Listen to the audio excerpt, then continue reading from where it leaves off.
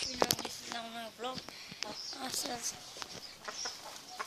suntem la puterea. O să vă arăt câinele meu. Deja lată. Câinele.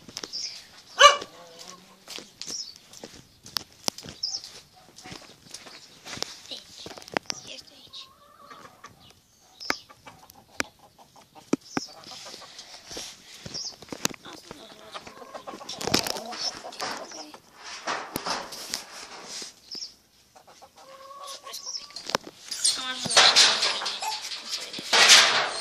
Dar aici.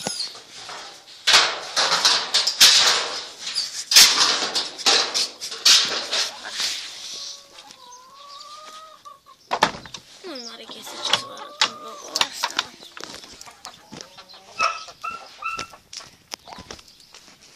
Aici stătea câinele mai mult.